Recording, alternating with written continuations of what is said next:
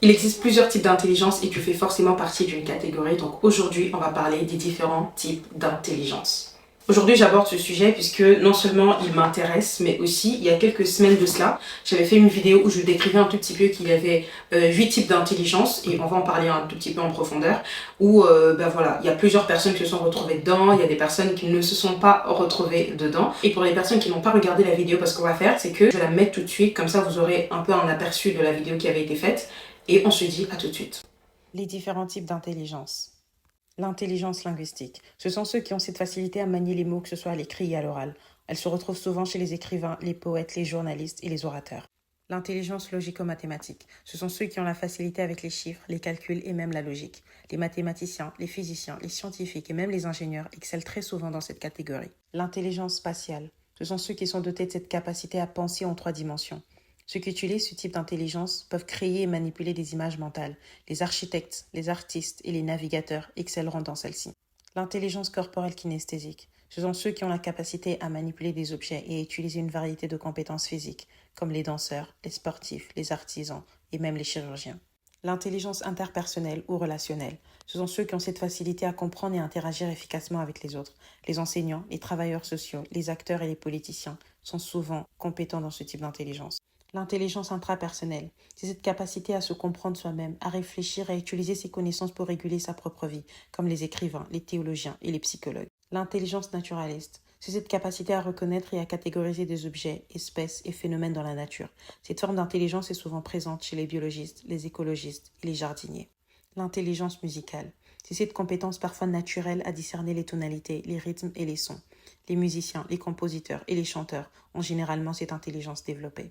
Donc, comme ça a été dit, il y a plusieurs types d'intelligence. Et cette théorie a été inventée, ou plutôt abordée, par Howard Gardner en 1983 dans son livre Frames of Mind, où il décrivait un peu qu'il y avait 8 types d'intelligence. Donc il y avait l'intelligence spatiale, il y avait l'intelligence linguistique, il y avait l'intelligence corporelle et kinesthésique, il y avait l'intelligence logico-mathématique, l'intelligence intrapersonnelle, interpersonnelle, naturaliste et musicale. Type d'intelligence qu'il a abordé pour montrer un tout petit peu que les êtres humains étaient dotés, on va dire, des capacités assez naturelles qu'une personne peut développer, que ce soit dans son jeune âge ou même qu'il peut développer avec l'âge. Et avant de poursuivre, je trouve que c'est quand même important qu'on parle de l'intelligence en elle-même, donc d'écrire et définir un tout petit peu ce que c'est. Donc l'intelligence va être une faculté de connaître, de comprendre, une qualité de l'esprit qui comprend et s'adapte facilement. Donc ça va aussi être l'ensemble des fonctions mentales ayant pour objet la connaissance rationnelle. Donc clairement, c'est à peu près le fait, ce que je rajouterais, le verbe que je rajouterais à part le verbe comprendre, s'adapter, je rajouterais aussi analyser, parce qu'il y a aussi une analyse qu'on fait de manière personnelle. Donc c'est en fait, c'est comme un schéma, je dirais, c'est un tout petit peu comme, voilà, on reçoit et on donne. Plus tu fais rentrer et ressortir une connaissance, plus tu es intelligent. Vous voyez ce que je veux dire? Par exemple, à l'école, c'est le fait de lire un livre ou même d'écouter ce que le prof dit et d'arriver à reproduire dans un examen ou arriver à répondre à une question. Vous voyez ce que je veux dire? Donc c'est le fait de faire entrer une information, de l'analyser, de la comprendre et d'arriver à la ressortir. Vous voyez? Donc c'est un peu un schéma comme ça. Donc c'est un peu ça, globalement, l'intelligence. Vous voyez? Plus on détient de l'information, plus on est intelligent.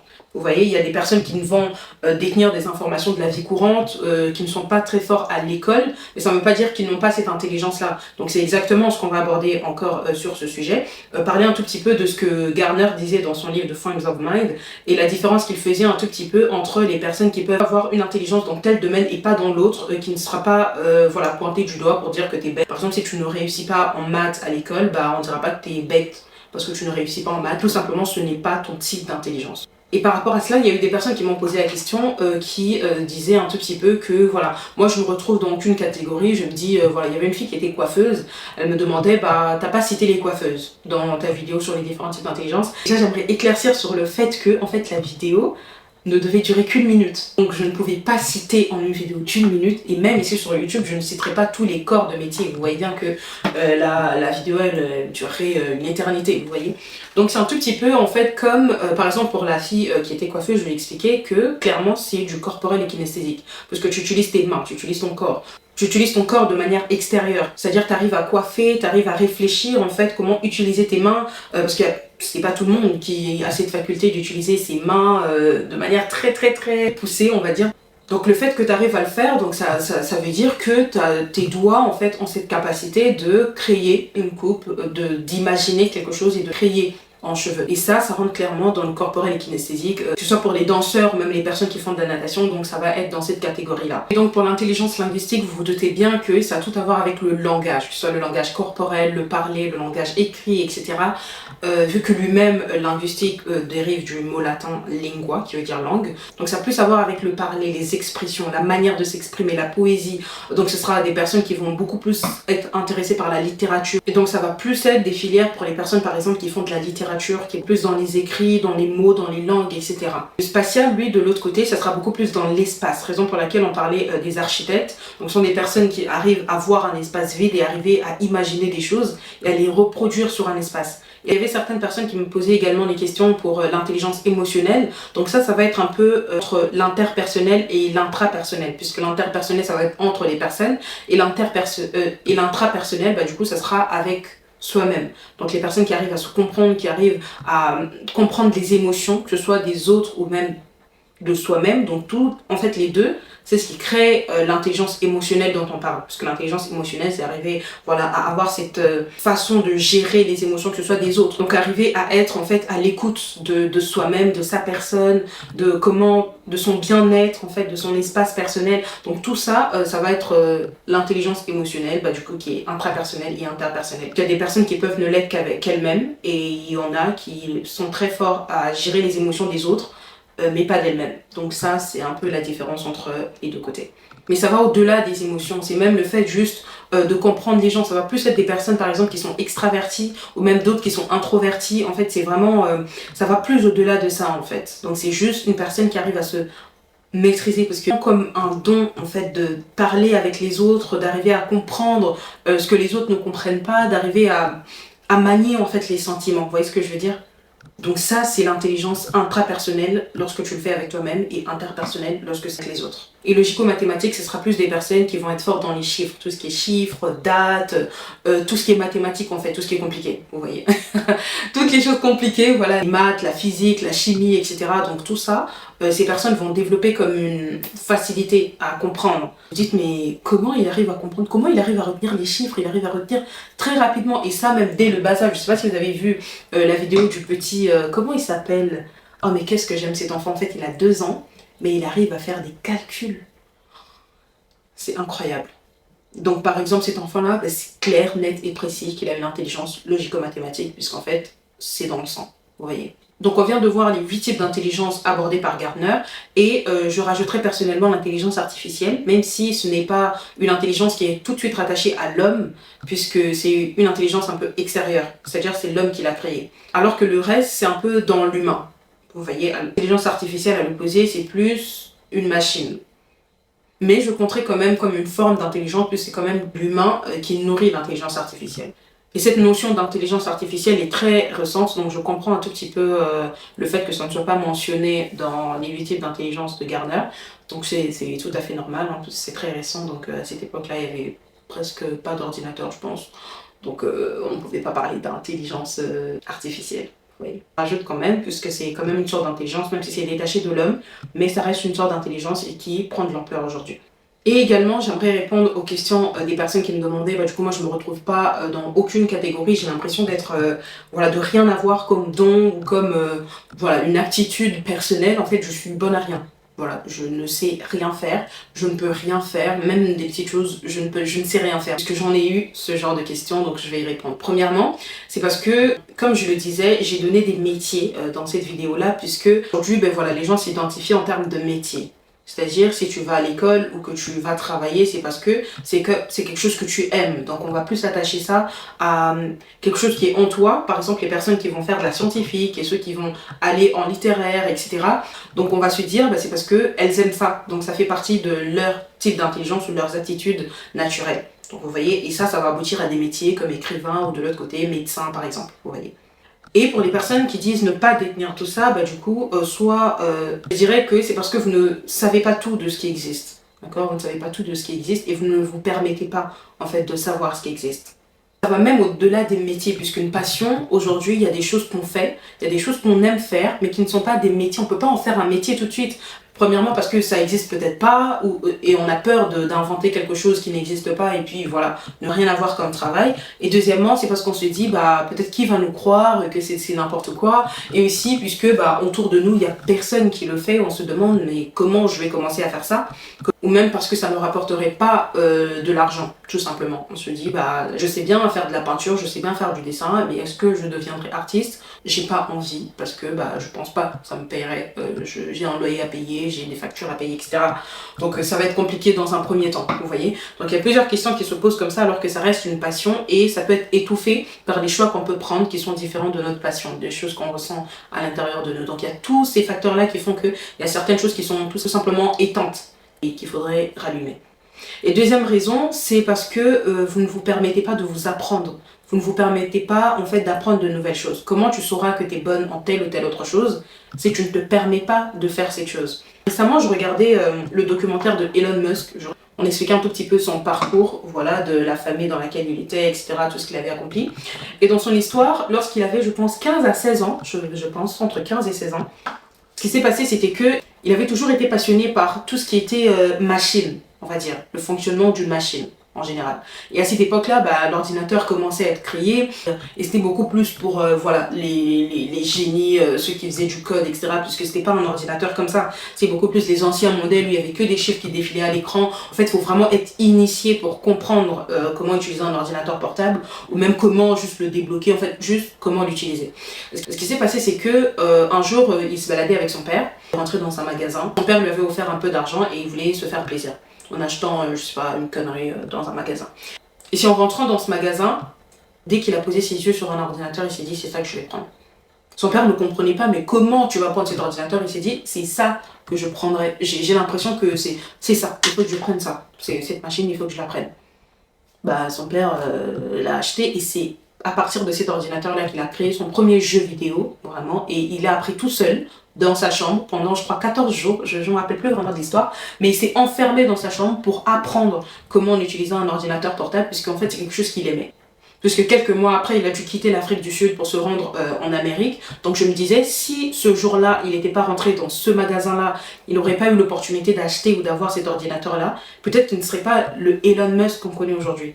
Ça peut être bête comme raisonnement, mais tout son sens, puisque si on enlevait ce jour-là, peut-être qu'il n'aurait pas acheté un ordinateur portable à cette époque-là, peut-être qu'il n'aurait pas eu le temps de l'apprendre, puisqu'à ce moment-là, il avait encore du temps, il était très jeune, puisqu'après, il est parti en Amérique pour poursuivre ses études. Vous voyez ce que je veux dire? Tant que tu ne te permets pas de sortir et d'apprendre des choses, tu ne peux même pas savoir qu'est-ce que t'aimes, qu'est-ce que t'aimes pas. Il y a des personnes, en fait, vous n'avez jamais rien fait de vos vies. Vous n'êtes jamais sorti, vous n'avez jamais rien découvert, vous ne vous permettez pas de juste découvrir les choses. Mais comment vous saurez que vous avez la chose? Puisque ce n'est pas facile. Par exemple, aujourd'hui encore, on voit des parents qui autorisent les enfants, voilà, à se surpasser un peu. Ils détectent déjà bien avant, ah ouais, cet enfant, il est beaucoup plus dans la comédie, cet autre enfant est beaucoup plus dans l'écriture, etc. Ou un autre enfant est beaucoup plus dans les machines, dans la mécanique. Mais avant, c'était presque pas ça, parce que les parents, ils avaient déjà une idée déterminée par rapport aux enfants. Vous voyez, il y avait des parents qui voulaient que tous ces enfants soient des médecins, que tous ces enfants soient des pilotes, etc. Donc c'était pas simple de venir avec une passion et de dire moi je vais faire ci, je vais faire ça. Vous voyez. Donc c'était un peu limité. Si tu as grandi dans cette limite, on va dire, tu peux te permettre aujourd'hui, maintenant étant adulte, de te poser des vraies questions, de sortir un tout petit peu, de faire autre chose, d'apprendre d'autres choses et de pouvoir te connaître toi-même pour savoir du coup qu'est-ce que j'aime bien. En fait, ça peut faire partie de quelque chose.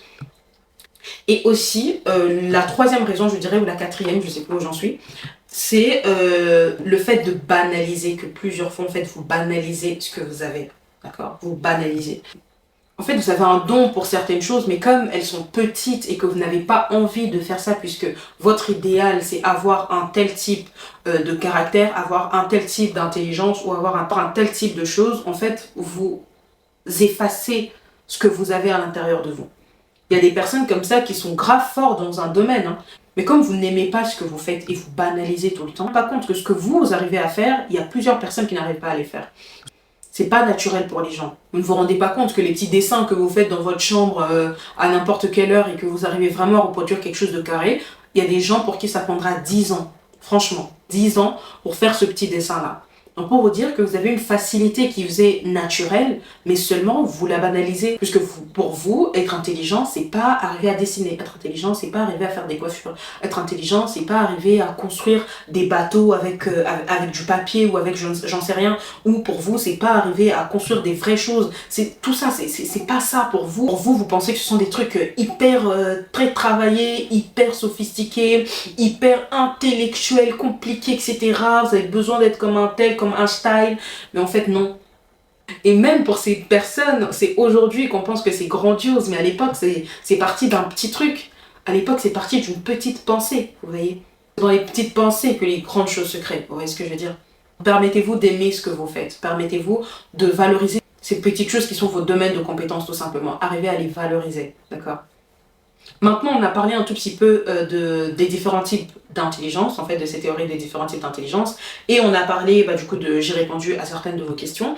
Maintenant, on va aller du côté de la science. Qu'est-ce que la science dit sur ces différents types d'intelligence? Ce qui s'est passé, c'est que lorsque Howard a sorti ces théories dans Frames of Mind, il a été beaucoup controversé par les scientifiques notamment, puisque pour eux, ce n'était pas de l'intelligence comme l'avait nommé Gardner, c'était beaucoup plus une sorte d'attitude qu'une personne peut développer. Pour ça, il y a eu plusieurs raisons de ce rejet, en fait, de cette théorie de Howard, de manque de preuves, puisqu'il n'y avait pas réellement des preuves concrètes qui montraient qu'il y a certaines personnes qui sont nées avec une aptitude linguistique ou avec une autre aptitude spatiale. En fait, il n'y avait aucune preuve scientifiquement. On ne pouvait pas distinctement dire que cette personne a que cette intelligence-là et pas une autre. Donc c'est beaucoup plus des aptitudes qu'on peut développer. Je donnerai mon point de vue après, mais j'aimerais aussi que vous me donniez votre point de vue sur le sujet dans les commentaires. Qu'est-ce que vous pensez de ces deux parties en fait, le côté scientifique et le côté de Howard qui soutient les différents types d'intelligence. Et pour certains scientifiques, en fait, ils sont restés dans ce domaine traditionnel pour mesurer, on va dire, l'intelligence dans le quotient intellectuel, le fameux QI, en fait, pour mesurer l'intelligence d'une personne, etc. Donc, ils sont plus restés sur ça, plutôt que de distinguer les différents types d'intelligence. Parce qu'ils se disaient que toute personne peut avoir tout type d'intelligence, il faudrait juste travailler sur ça, puisque notre cerveau peut accomplir des merveilles, donc il faudrait juste, c'est des choses qu'on peut travailler à la longue. Ça n'a pas été prouvé que chaque personne a une intelligence qui lui est distincte, une intelligence qui lui est propre, on va dire. Et ça faisait partie des raisons pour lesquelles certains scientifiques n'étaient pas d'accord avec ces théories. Deuxièmement, c'était, comme je viens de le dire, que pour eux, c'était beaucoup plus en termes de... C'était beaucoup plus des aptitudes qu'un être humain peut développer, des talents, on va dire. Et un talent, tu peux le développer par exemple en travaillant, tu peux arriver à faire des choses. Donc pour eux, c'était beaucoup plus ça et pas une forme d'intelligence qui est innée par une personne. Intelligence qu'une personne détient. Ce sont beaucoup plus des talents et des aptitudes. Et troisièmement, c'est par la validité des tests. C'est-à-dire qu'aujourd'hui, il n'existe pas de test pour aller savoir un tout petit peu est-ce que moi je suis dans ce type d'intelligence ou pas. Le seul test qui existe, c'est le fameux QI, en fait, qui reste aujourd'hui validé, en fait, pour entre guillemets, mesurer l'intelligence. Et quatrièmement, c'est par la base biologique. En fait, dans Frames of Mind, Howard, il affirme également que certains types d'intelligence, ou même pour ne pas dire tout type d'intelligence, pouvaient être transmis. Par exemple, un père a une compétence dans la musique très forte, il y a de fortes chances que dans ses enfants, il y en ait un qui ait cette passion-là pour la musique. Ce que je pourrais affirmer, puisque c'est des choses qu'on voit, donc il y a des enfants qui développent des choses par rapport aux parents, mais bon, bref. Donc comme il y a peu de preuves neurologiques pour affirmer ces théories, du coup, ce n'est pas encore une fois pris en compte et qui vient controverser la théorie de Howard. Il affirme qu'un type d'intelligence pouvait se transmettre de génération en génération, de père en fils, etc. Donc ça, c'était des raisons pour lesquelles ces théories n'étaient pas acceptées par les scientifiques. Néanmoins, depuis sa sortie en 1983, ça a beaucoup participé à la création, même aujourd'hui, des systèmes scolaires qu'on a, pour comprendre un tout petit peu qu'il y a des personnes qui étaient beaucoup plus fortes dans telle ou telle autre chose, que lui a délibérément appelé intelligence, parce que c'est pour lui une faculté à comprendre et analyser les choses rapidement. Et il y a certains qui sont nés avec une compréhension d'une chose et pas d'une autre, puisqu'on parle quand même de l'intelligence qui est une compréhension et une facilité à s'adapter à quelque chose, par définition, on l'a vu au départ. Donc pour lui, c'était, du coup, l'intelligence, c'est cette faculté à comprendre des choses et à résoudre des problèmes. Et donc lorsqu'on prend tout ça, ça peut être appelé une intelligence. Mais après, vous me donnerez vos avis dans les commentaires. Si je comprends un tout petit peu cette théorie et même ce que les scientifiques disent, etc. Moi, j'appellerais ça un tout petit peu. C'est vrai que pour moi, ça reste quand même une sorte d'intelligence, même si ça reste une aptitude qu'une personne peut avoir. Mais cette aptitude, lorsqu'on arrive à la comprendre, à la saisir, à la manipuler et que ça devient concret, pour moi, ça devient une intelligence puisqu'on arrive à résoudre des problèmes avec, on arrive à analyser, on arrive à s'adapter à cette situation, on arrive à s'adapter à cela, on arrive à comprendre, on arrive à maîtriser la chose. Pour moi, ça commence à rentrer dans l'intelligence. Et l'exemple que j'aime toujours donner, c'est ce petit... Comment il s'appelle? Brian? J'ai oublié son prénom, mais je vais vous le mettre. Je pense que vous l'avez tous déjà vu. Cet enfant, en fait, à 2 ans, il arrive à comprendre les mathématiques plus facilement que plusieurs jeunes de 18-20 ans. Quelque chose qui est tellement en lui à 2 ans, à quel moment tu arrives à avoir cette facilité à résoudre les maths? Si ce n'est pas en toi, je sais pas ce que c'est. Puisqu'on peut beau te l'apprendre, en fait, à 2 ans. Il a 2 ans. Donc, c'est-à-dire il a commencé déjà à le faire à 1 an et quelques mois, comme ses parents le disent. Mais c'est à 2 ans vraiment qu'il a commencé à être posté sur les réseaux, etc. À cet âge-là, moi, je sais même pas ce que je faisais, je sais même pas à quoi je pensais. Mais en tout cas, je pensais pas à faire les maths. Je veux pas dire qu'il y a d'autres choses qui sont mises de côté. Juste que sur la balance, il y a une chose qui va peser plus fort que d'autres.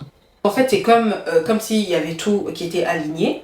Mais il y a une petite colline qui se lève lorsqu'il y a une chose et pas d'autre. Mais ça ne veut pas dire qu'elles ne sont pas là. Ça ne veut pas dire qu'aujourd'hui, si tu as par exemple l'intelligence linguistique et que tu te dis « moi j'aime l'architecture », on t'inscrit dans une école d'architecte et que tu commences à le faire, ça ne veut pas dire que tu seras très nul là-dedans, tu peux bosser et y arriver. L'exemple que j'aime toujours donner, c'est Cristiano et Léon Messi par exemple, ils sont tous dans le foot, mais on voit bien que pour Lionel Messi, c'est beaucoup plus naturel. Même si je suis plutôt de la team Cristiano Ronaldo, mais bon.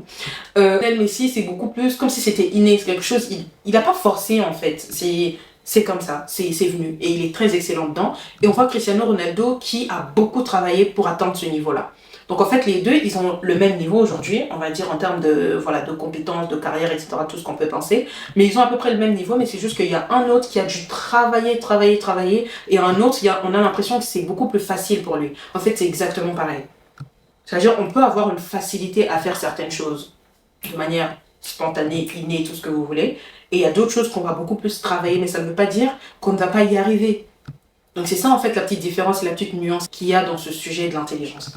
Donc dites-moi en fait ce que vous en pensez. J'aimerais bien comprendre un tout petit peu ce que vous vous dites sur tout ce sujet, qu'est-ce que vous en avez pensé et surtout qu'est-ce que vous vous dites, quel est votre type d'intelligence, votre point fort de manière naturelle et on se dit à la prochaine vidéo. Donc n'hésitez pas à me suivre sur mes réseaux Instagram et TikTok. À la prochaine!